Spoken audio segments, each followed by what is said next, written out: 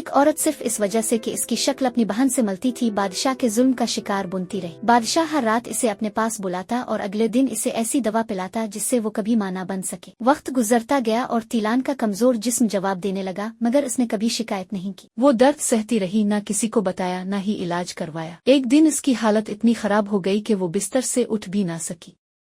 خادمہ نے بادشاہ کو بتایا، مگر اس نے یقین نہ کیا اور غصے میں خود آ پہنچا۔ تیلان نے تکلیف کے باوجود اس کا استقبال کیا، مگر بادشاہ نے اسے سزا دیتے ہوئے 2 گھنٹے باہر گھٹنے ٹیکنے کا حکم دے دیا۔ وہ خود کو سنبھال کر کھڑی ہوئی، مگر اگلے ہی لمحے درد سے زمین پر گر پڑی۔ تب جا کر بادشاہ کو احساس ہوا اور وہ گھبرا گیا۔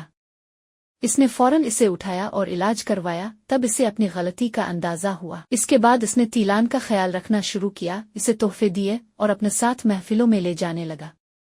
لگ رہا تھا کہ سب کچھ ٹھیک ہو رہا ہے، لیکن ایک دن جب تیلان لڑکھڑا گئی اور ایک شخص نے اسے سہارا دیا، بادشاہ نے یہ منظر دیکھ لیا۔ وہ شدید غصے میں آ گیا اور اسے کمرے میں لے جا کر دوبارہ اس پر ظلم کرنے لگا، مگر اس بار تیلان نے ہمت دکھائی۔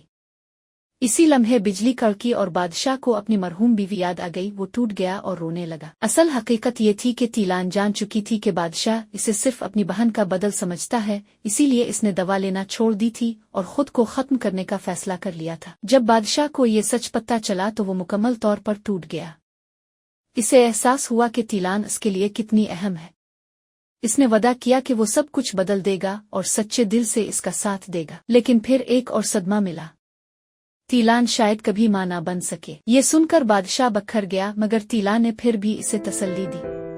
اس کی معصومیت اور محبت نے بادشاہ کو بدل کر رکھ دیا۔ آخرکار اس نے اپنے ماضی کو چھوڑ کر نئی زندگی شروع کرنے کا فیصلہ کیا، اور پھر ایک معجزہ ہوا، تیلان حاملہ ہو گئی۔